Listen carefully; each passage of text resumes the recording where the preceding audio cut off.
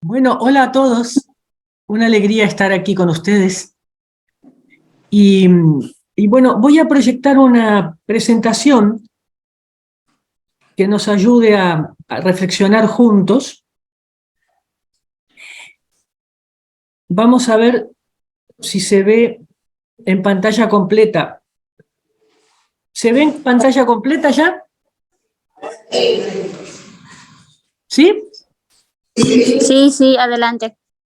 Bueno, muy bien. Si se traba o no me oyen, por favor, deténganme. Bueno, me pidieron, como decía recién Fabiola, este tema de algunos signos del estilo de liderazgo en una vida consagrada sinodal, y también me mencionaron el manifestar algunas notas o algunas cuestiones que hay que tener en cuenta en la formación de una comunidad intercongregacional a raíz del proyecto en el que ustedes están, ¿verdad? Bueno, para hablar de sinodalidad, vamos a situarnos antes en qué modelos de iglesia están conviviendo entre nosotras y nosotros. Esto es una reflexión que la pueden encontrar muy bien presentada, sintéticamente presentada, en el horizonte inspirador de la CLAR, ¿verdad? Y allí nos expresan que realmente conviven en nuestra iglesia y también en nuestra vida consagrada distintas eclesiologías, distintas concepciones de iglesia y del modo de generar comunidades. Hablamos de una iglesia de cercanía, una iglesia que se abaja en su vida, en su liturgia, en su modo de celebrar, en su modo de compartir, una iglesia cercana. A ver, tengo en pausa la pantalla, ¿qué habrá pasado?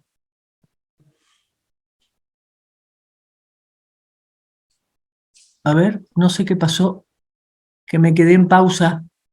Ya está, ya está. Sí. Una iglesia cercana, samaritana, una iglesia de la que Francisco nos habla, una iglesia que sale a los caminos, que se mancha, que no tiene problema en arriesgar, aunque se equivoque, porque más vale arriesgar que encerrarse y morirse. Y al mismo tiempo conviven en nosotras, en nuestras comunidades y hasta dentro de cada uno de nosotros, junto con esta forma de ser iglesia, convive un modelo más vertical, con una experiencia eclesial que precede al Concilio Vaticano II y que en todas sus manifestaciones, en el modo de tomar las decisiones, en el modo de la convivencia, en el modo de la celebración, mantiene una diferenciación entre sus miembros que predomina sobre la conciencia de ser pueblo de Dios. En nuestra vida religiosa, ¿qué pasa? Nos dice la CLAR. Bueno, estamos en un parto complicado. La CLAR dice, o la reflexión de todas nosotras, todos nosotros en el ámbito de la CLAR, a través de nuestras conferencias nacionales y en la asamblea, en las juntas y en la asamblea, llegamos a la conclusión, ¿verdad?, de que no arrancamos. Como vida consagrada, vamos tímidamente dando pasos, unos más, otros menos, pero en el conjunto de nuestra vida consagrada estamos como en un parto complicado en que parece que la vida sobrepasa nuestra capacidad de darla a luz, o que nuestra fe débil y nuestros miedos nos impiden dejarnos llevar por la ruaj de una manera determinada a otro modo. Eso no significa que no haya grupos, personas, comunidades que van caminando, pero a veces es demasiado lento, hermanos, hermanas. A ver, a ver, a ver. Vamos a ir digamos, a la fuente.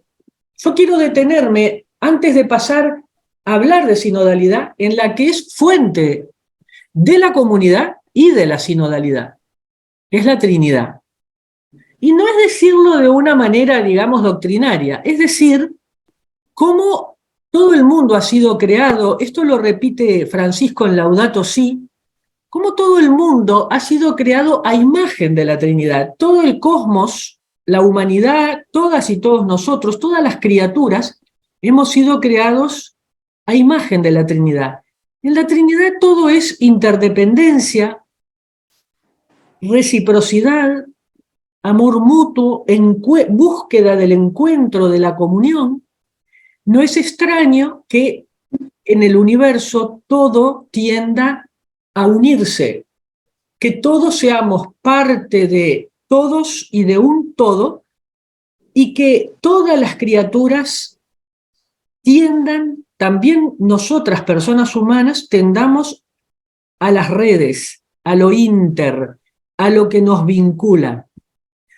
Este es el corazón de nuestra convicción de caminar hacia la sinodalidad y de vivir como nos ha enseñado Jesús, ¿no? Como hijos e hijas de un mismo Padre, y por lo tanto todos iguales entre nosotros.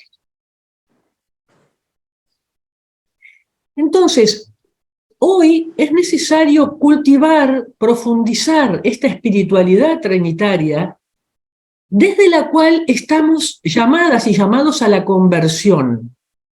¿Qué conversiones fundamentalmente desde el punto de vista eclesial y existencial? A una conversión ecológica, una conversión que es un nuevo nivel de conciencia, que es esa certeza y esa tendencia a darnos cuenta que no somos nada ni nadie si nuestros sistemas no son sistemas abiertos. De hecho, nuestras comunidades se han transformado en comunidades cada vez más abiertas al contexto, al territorio. Nuestras congregaciones tienen toda esta dimensión del carisma compartido con laicos y laicas. Vivimos la intercongregacionalidad como una expresión de que ningún carisma sostiene la vida consagrada, que somos mutuamente codependientes y que cada uno descubrimos en otros carismas otros rostros en que Dios se ha manifestado. Entonces, convertirnos a la ecología integral significa repensar nuestra vida común, repensar nuestra experiencia de vivir comunitaria y personalmente los consejos evangélicos. La obediencia adquiere otras dimensiones, otros componentes. La pobreza, sin duda, la castidad, todo queda reconfigurado en ese nuevo nivel de conciencia.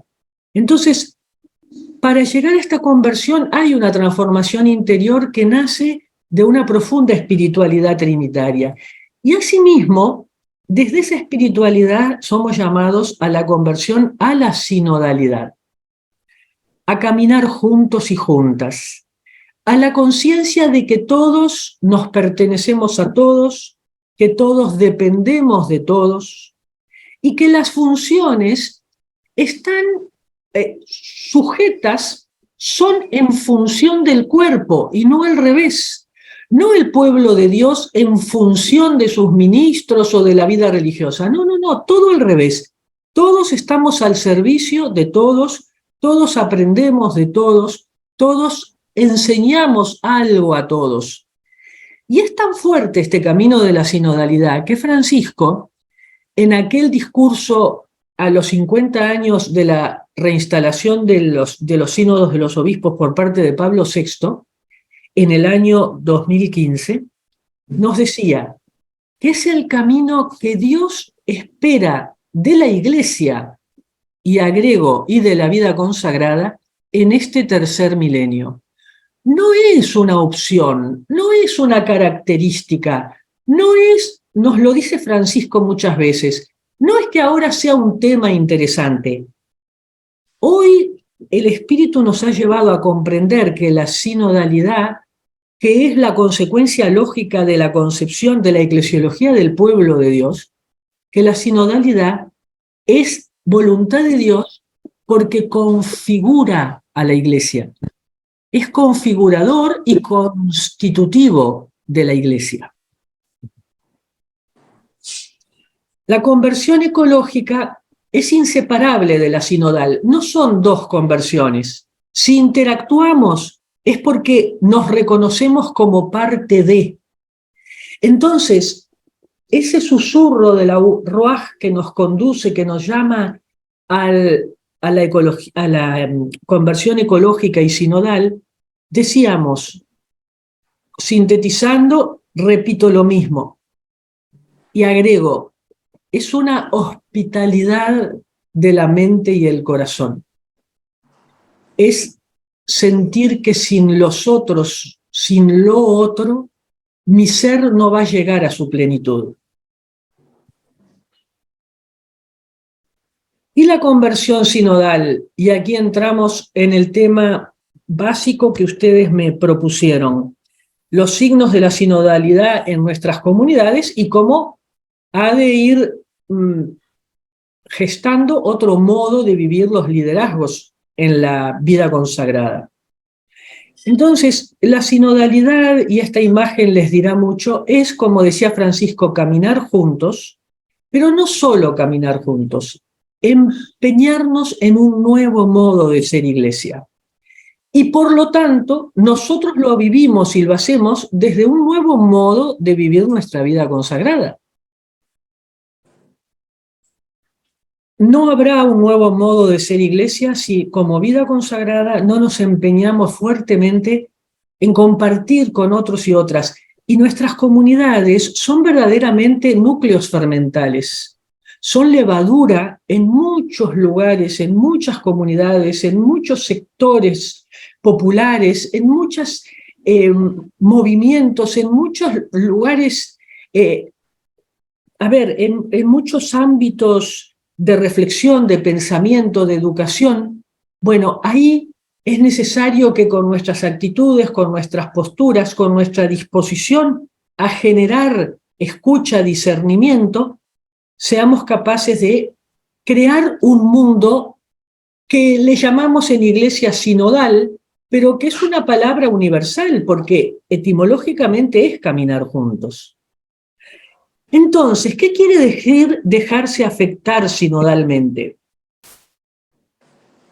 Ser capaces de dar tiempo a una escucha empática.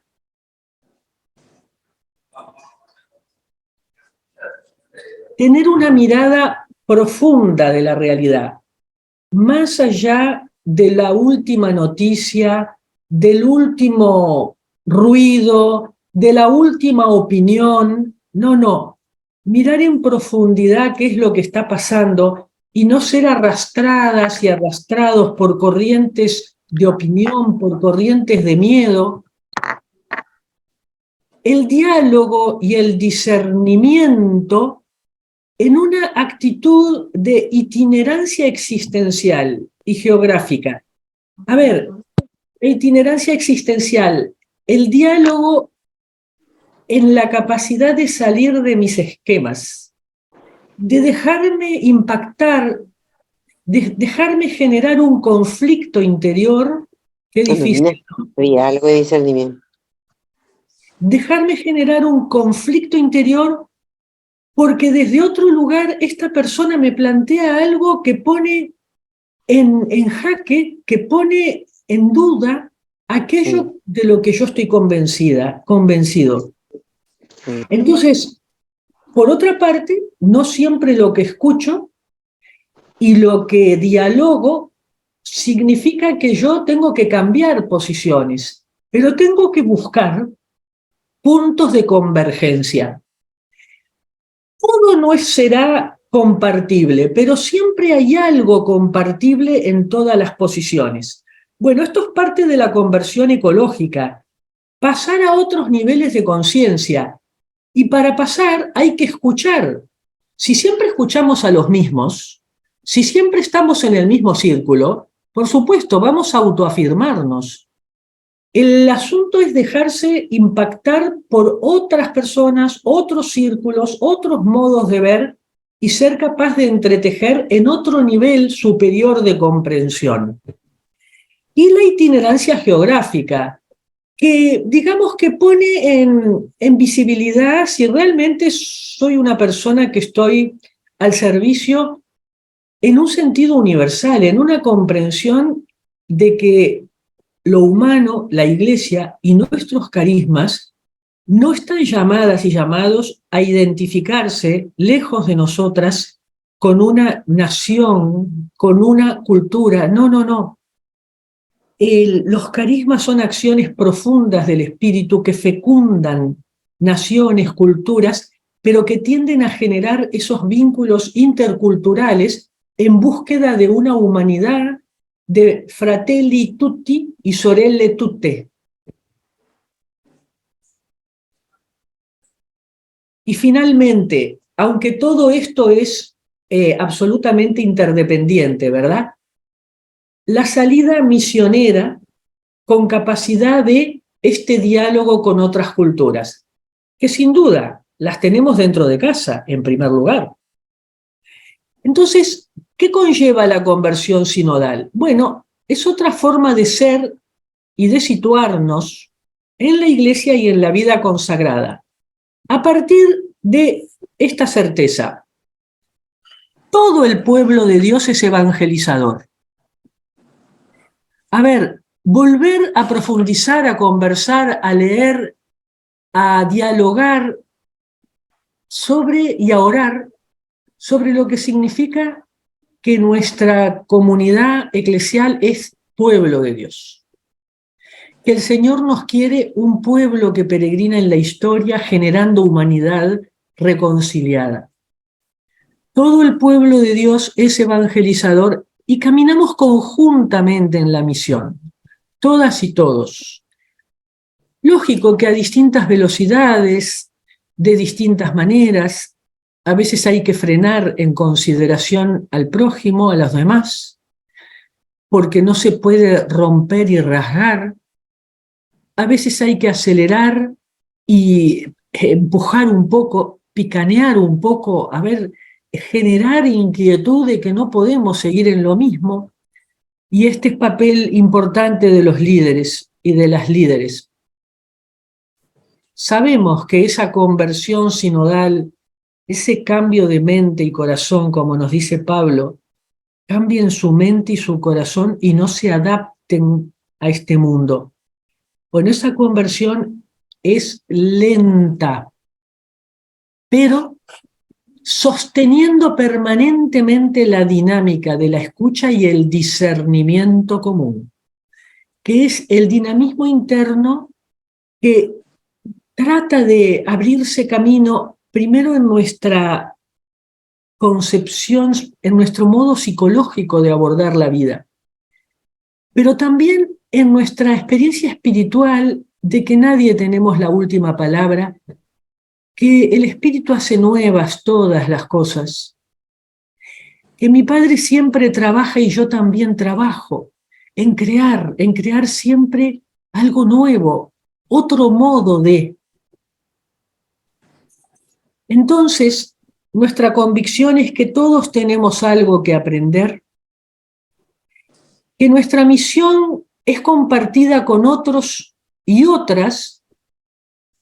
Es importante, porque esto lo decimos y el concilio ya lo dijo, pero en la práctica seguimos diferenciando los ministros ordenados, las religiosas, los laicos laicos, laicos laicas, religiosas religiosos, y a veces no de parte de los ministros ordenados, por ejemplo, que sí, que tienen mucho que ver en esto, y que el clericalismo es un veneno que dice Francisco en el cuerpo de la Iglesia. Pero a veces somos las demás y los demás los que ponemos en otro lugar y le hacemos actuar de otra manera a un ministro ordenado. O los laicos y laicas nos dicen cosas que nos acarician los oídos y nos hacen creer que estamos en otro estatus. Ah, hermanita, usted que está más cerca de Dios, hermanita, Y esa simplicidad, esa sencillez, a veces nos la creemos de una manera más elaborada, más sutil, ¿verdad? No, todas y todos tenemos que recuperar esa conciencia de que la Trinidad está presente en la vida de cada ser humano y que esa es su mayor dignidad. Y que en la Iglesia nuestra mayor dignidad es la de ser bautizados, y todas las demás vocaciones están al servicio de todas y todos los bautizados en igualdad. Este es un principio de la canonística medieval y hoy lo recuperamos con mucha fuerza, pero es del sentido común, que todo lo que afecta a todos debe ser tratado con todos.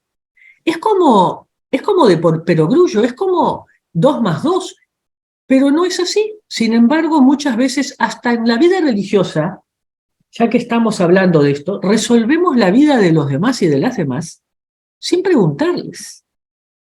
Entonces, se nos ha perdido el sentido común, el respeto a las personas.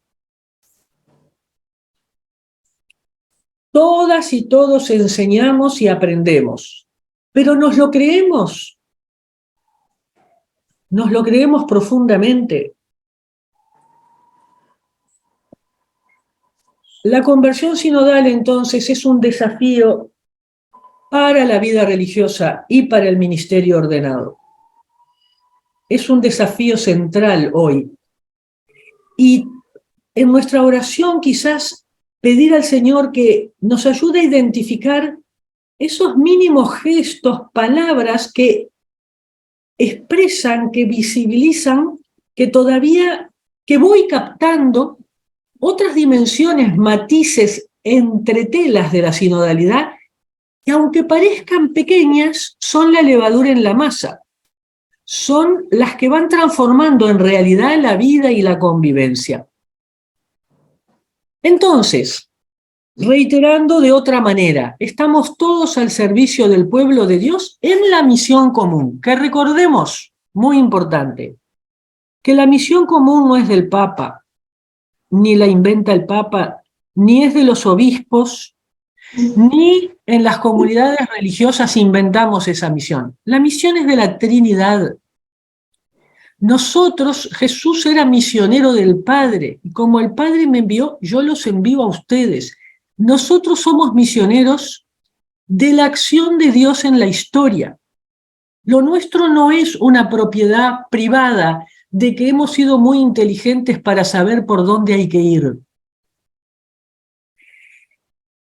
Una vida religiosa y un ministerio ordenado en colaboración, sobre todo nosotras, religiosas y religiosos, en familias carismáticas, pero también en parroquias, en movimientos, en todo tipo de comunidad, superando toda la catarata de prejuicios, de preconceptos, superando, pidiendo a Dios la gracia de poder reconciliarnos de experiencias que en determinado momento fueron difíciles en todas nuestras iglesias. Pero entonces, sabiendo que en todas y todas las manifestaciones del Espíritu, en movimientos, en comunidades, en parroquias, en laicos, laicas, en todas y todos, hay una palabra de Dios para nosotras, para que comprendamos la realidad y para que actuemos sobre ella en bien de una humanidad más humana. Todas y todos abiertos al reino, la misión que es la construcción, la acogida, la colaboración, la presencia del reino entre nosotros y el cuidado de la casa común, y al servicio de la fraternidad universal. Y en estos 2 ítems recogemos principios rectores del magisterio social de Francisco a los que es necesario volver, hermanos, porque también allí hay valores fundamentales que también en la práctica a veces han quedado un poco desteñidos, han quedado un poco anémicos, sin vida, sin fuerza, sin relevancia. Fratelli Tutti, sobre todo, es es una luz en el camino muy combatida desde dentro de la iglesia, muy combatida, porque desde cuándo somos todos iguales, imagínense, es increíble, pero es así. Y nos pide el Señor comprensión, y nos pide paciencia, y nos pide saber que yo también tengo pecados contra la sinodalidad. Entonces ahora entramos en un núcleo temático que ustedes plantearon, el de otras formas de liderazgo. Muy bueno es este documento del año 2017, que con un mapeo de la situación de la vida religiosa a nivel universal, hace una especie de radiografía de cómo está la vida religiosa y nos habla del problema del servicio de la autoridad. Ahora vamos a mencionar algunos asuntos, pero digamos que el concepto básico desde el cual parte es que para vino nuevo necesitamos odres nuevos. Es decir, de la rigidez de las estructuras, de las formas y de los conceptos ya hechos, ya elaborados, ya establecidos, y que forman parte de nuestra zona de confort. Porque es más fácil seguir como estamos, hermanos, aunque estemos mal. Estamos mal, pero acostumbrados, acostumbradas, y a veces, y bueno, vamos a seguir, porque total, nadie inventó la pólvora, ya estaba inventada. Bueno, por eso es importante caminar juntos y juntas, porque la fuerza que yo no tengo me la da el equipo, el grupo, la comunidad caminando. Primer principio, signo que me pedían central, pasar de la rigidez de los odres viejos que se rompen y dejan que el vino nuevo que el Espíritu nos está dando se derrame, a la elasticidad de estructuras más flexibles, de modos de actuar más flexibles, de modos de celebrar más flexibles, de modos de anunciar el reino más flexibles, que allí es donde se juegan lo que llamamos estructuras.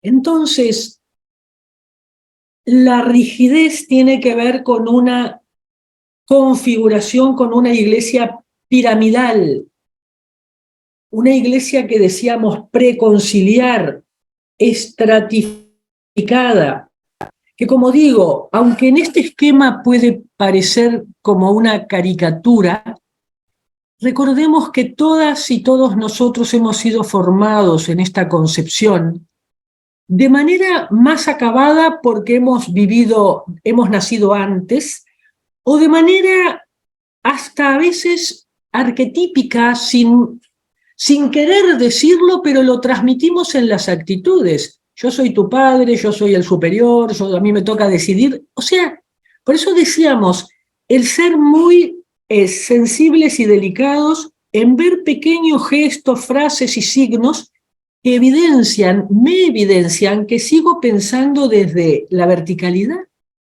y esperando que haya alguien que solucione el tema de la comunidad, el tema de la misión, el tema... Entonces, esa pasividad también es apuntar a la verticalidad. ¿Cuál es el desafío? La conversión verdadera a una concepción de pueblo de Dios.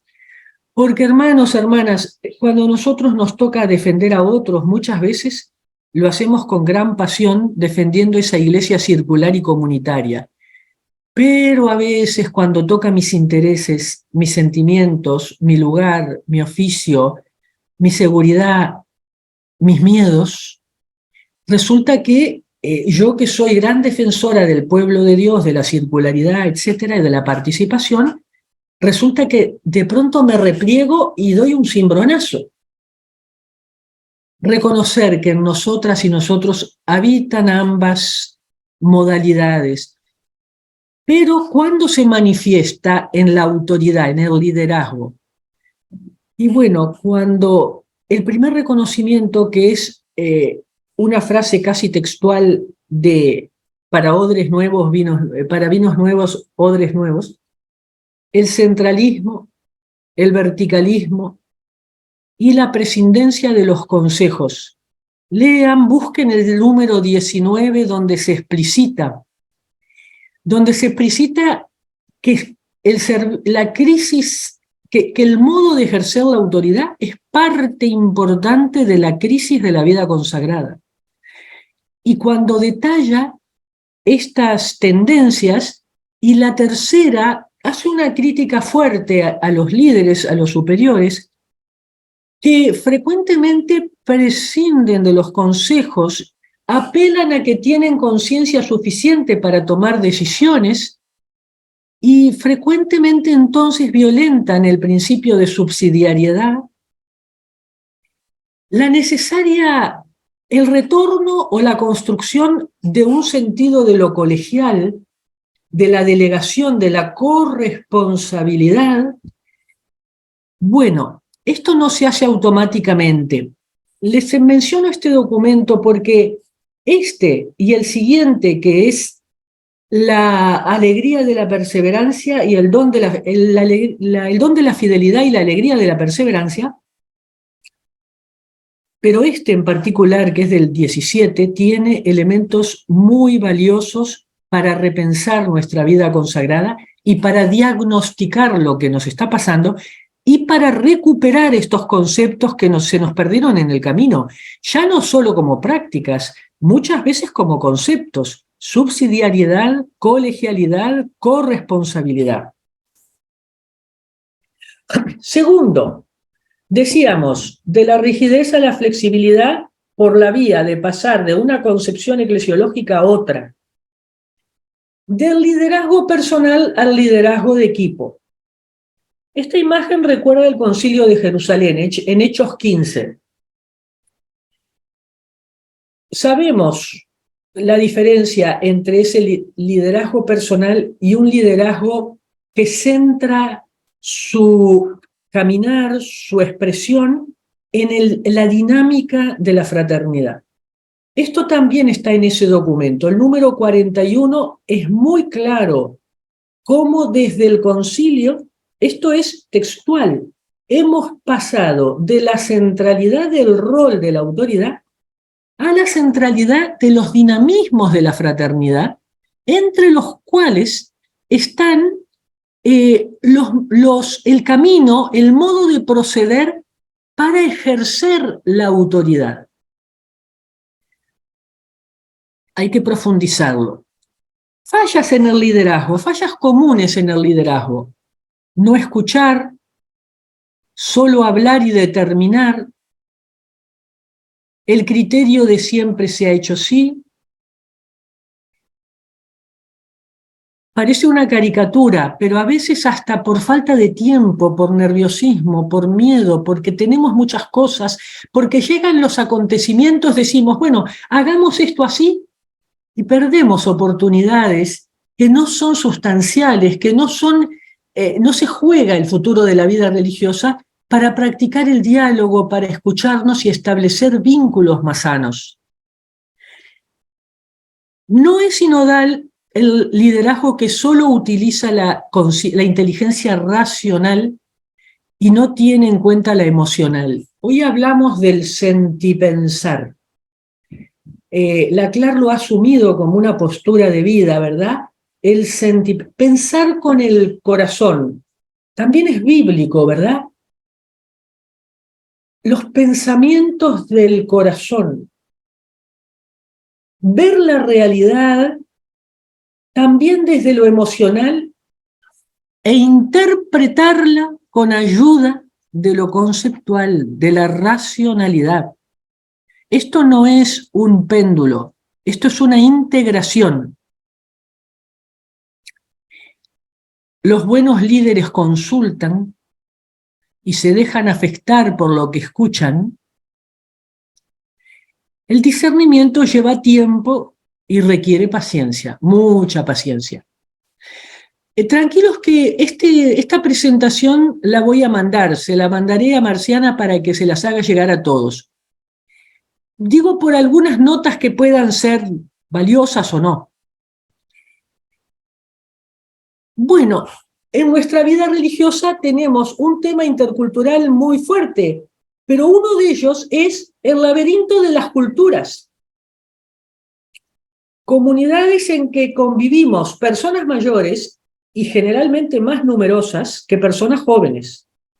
Y el impacto se produce entre personas mayores que a veces quieren mantener formas de proceder, o de ver o de proceder, de prácticas o de tradiciones muchas veces deformadas a lo largo del tiempo, o por la sensibilidad de la portadora de esa defensa.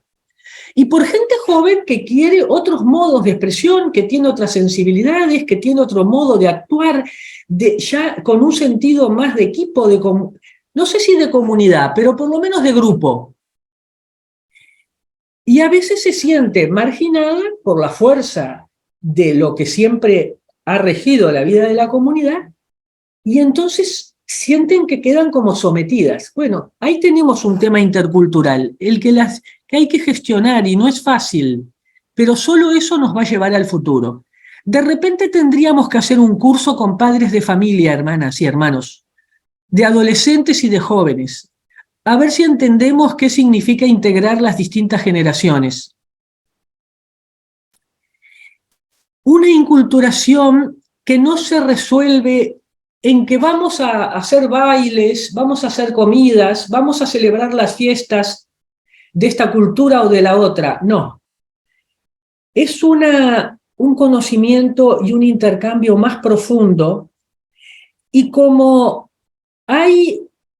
necesariamente se producen malentendidos, se producen sentimientos a veces o de disminución o de superioridad o de desigualdades culturales, es importante conversar.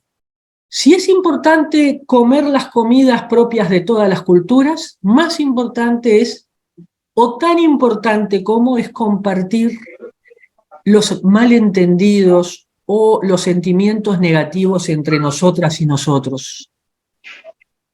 Voy rápido, pero no hay mucho tiempo. Y por último, un líder y un liderazgo que sea transformador supone que el líder hace un proceso personal continuamente, que entra en una dinámica de conocimiento propio, en una dinámica de interiorización, de poder identificar sus vulnerabilidades en el mejor y en el peor de los sentidos, para ser capaces de motivar en los otros esos valores y actitudes que son necesarias y necesarios en nuestro mundo intercultural y en la vida comunitaria, que siempre ha sido intercultural, solo que quedaban las distintas culturas subsumidas por aquella uniformidad, homogeneidad que nos parecía, o que en aquel momento parecía ser el valor que había que alcanzar. Hoy no vamos a hacer anacronismos juzgando desde el presente lo que pasó en el pasado. Llegamos hasta aquí y no llegamos tan mal después de todo. Bueno, tenemos que poder propiciar en los demás lo que cultivamos en nosotras. Y los líderes transformadores, si pretenden otro modo de proceder, primero tienen que ellos vivirlo. La empatía, la apertura al otro, el intercambio, la hospitalidad, la capacidad de acoger al extraño, la inclusión, el respeto mutuo, la comprensión y la celebración de la diferencia. Entonces, preguntarnos por las fallas, que fue lo primero que les planteaba, en realidad, antes que nada, o al final vamos a pasar línea y vamos a encontrar en qué comprensión de vida consagrada, de liderazgo, y en qué comprensión eclesiológica nos situamos como comunidad, porque también en esto hay que decir que la comunidad a veces impulsa al líder a funcionar de una manera disfuncional y después le echa la culpa. Entonces, los líderes con energía tienen que llamar a la participación y generar situaciones en las que todas y todos tengamos que compartir, no para hacernos hablar a cada una, sino por el principio básico de la subsidiariedad, de la delegación, de la corresponsabilidad. Y finalmente, en cuanto al liderazgo y a la sinodalidad, volver al Evangelio. Francisco le dice a aquellos, en aquella carta que les mencioné, dice que en esta iglesia, como en una pirámide invertida, la cima está debajo de la base.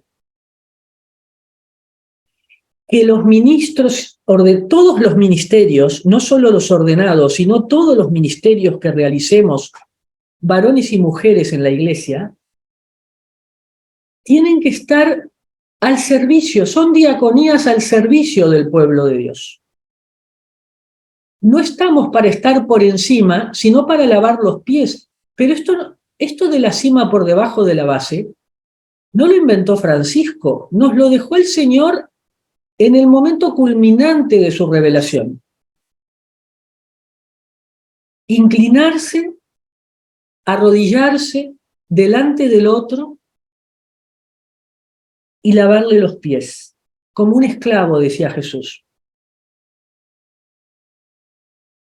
No lo decía, era costumbre de la época. Pero dice, si ustedes me dicen maestro y yo les lavo los pies, ustedes tienen que lavarse unos a otros. Y más, los líderes y las líderes tenemos que estar dispuestas a inclinarnos. Y entonces acá hay un factor central en el liderazgo, que es la humildad. Que aunque la decimos al final, parecería precederlo todo. Finalmente, con la experiencia del tiempo y conversando con personas que han estado en comunidades intercongregacionales, he traído algunas notas a tener en cuenta, que es el otro aspecto que me pedían. Hay una etapa previa, antes de ir al territorio al que es convocada esta comunidad. Una comunidad que es llamada por el obispo, aunque podría no ser llamada por el obispo, podría ser iniciativa de congregaciones pero en el caso de ustedes entiendo que han sido llamadas por el obispo y que ustedes mismos tenían esta inquietud. Enviadas a un territorio con un proyecto previo, el obispo puede decir, quisiera que atendieran a esta población. Si proyecto previo es un objetivo grande, no es un proyecto armado con todos los detalles, porque entonces se acabó la comunidad. O no, con un proyecto previo o no. Y lo más importante, no, ya lo sabemos, pero vale la pena repetirlo, no es lo que hagamos, sino cómo lo hagamos, cómo estemos presentes en la comunidad. Y lo que las personas necesitan, ser esa presencia cercana, fraterna, sororal, samaritana, reconciliadora, sanadora. Eso es lo que nuestra gente tan sometida a la violencia, al desprecio, en situaciones de tanta ruptura de vínculos a todos los niveles, esto es lo que necesitamos todos.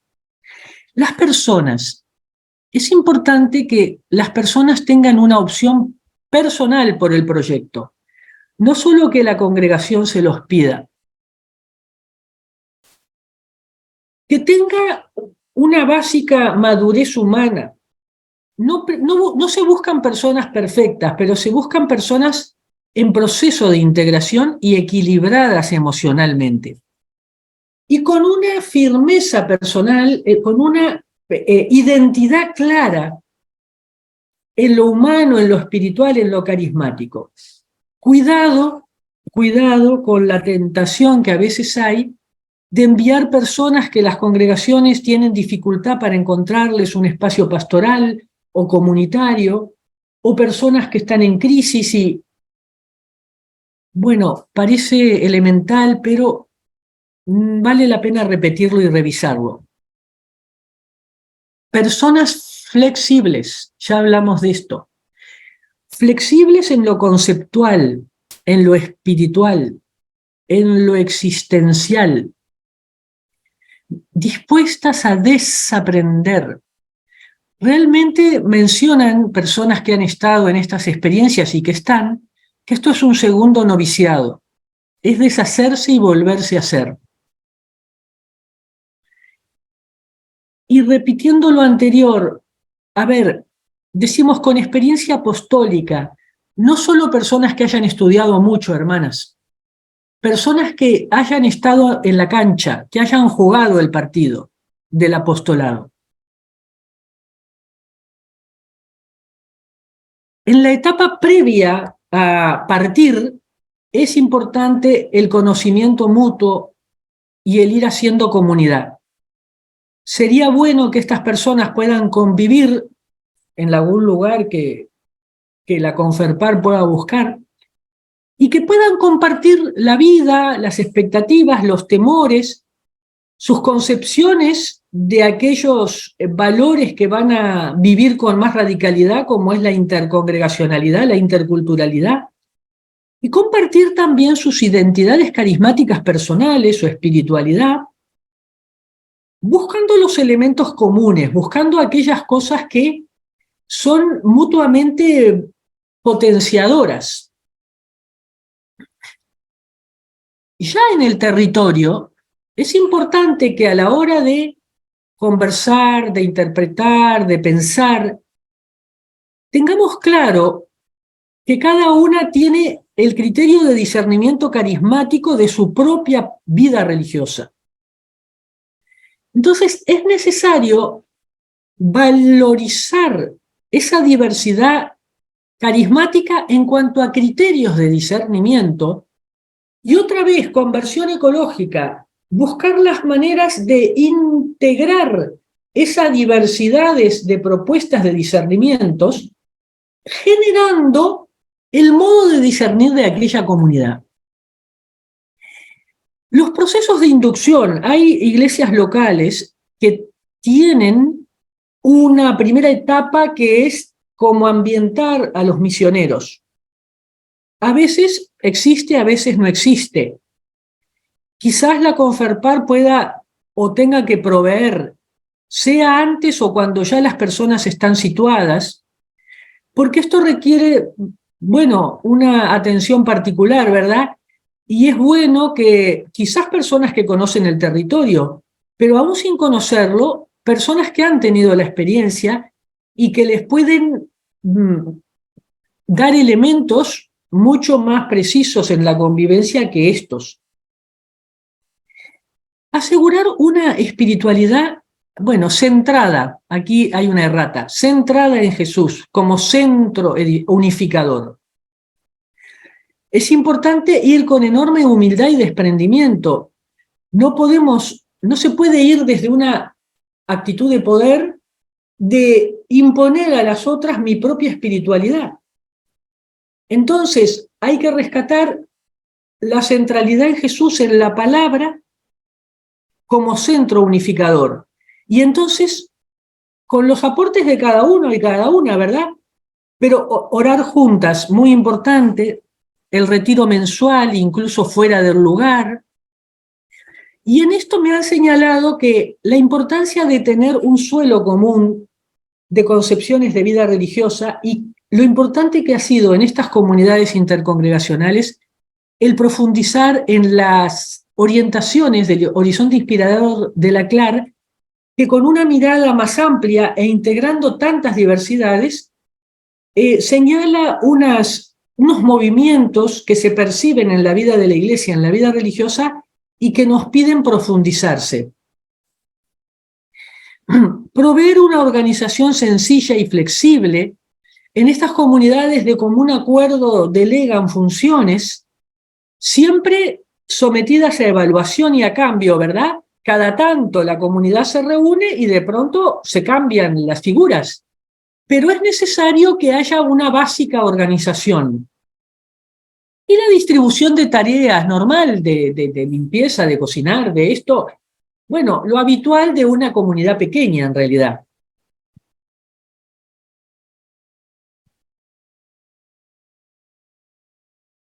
Y finalmente, vamos a ver dos diapositivas, o una, a ver, me parece que una, de los desafíos de la comunidad en el territorio. El primer desafío es convivir. Eso no nos llama la atención.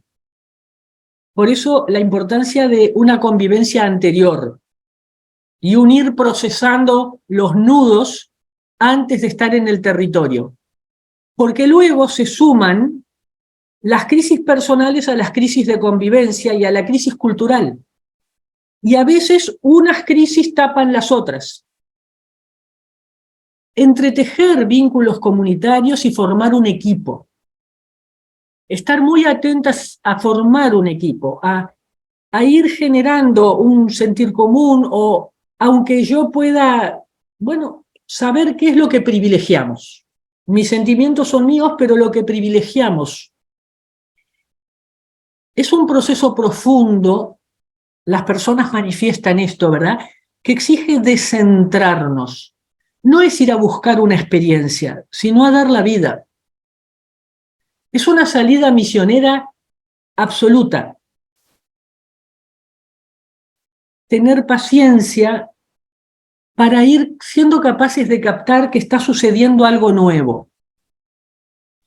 Y que en ese algo nuevo necesitamos un proceso de vaciamiento y muchos puntos mencionados antes, como apertura a nuevos carismas, a nuevas espiritualidades, a otras formas de orar, a otras formas de convivir. Todo eso va siendo un vaciamiento, pero la necesidad de activamente y también desde la oración hacer ese proceso de vaciamiento para poder percibir, acoger, dar espacio, dar hospitalidad a los ecos que me produce las experiencias nuevas. Y luego compartir desde esos ecos, no desde mis interpretaciones con criterios antiguos, sino ir compartiendo esos ecos que de hecho, al haber nacido de la experiencia compartida por una comunidad en aquel lugar, van transformando y construyendo un ver, un sentir, que no es tanto de ideas ni de análisis, sino que es casi una cultura comunitaria, de esa comunidad intercongregacional que ha gestado ese estilo que lo va gestando en ese territorio. Estas son las notas que puedo aportarles para el tema de la comunidad intercongregacional. Bueno, y esto es lo que podía aportarles. No sé.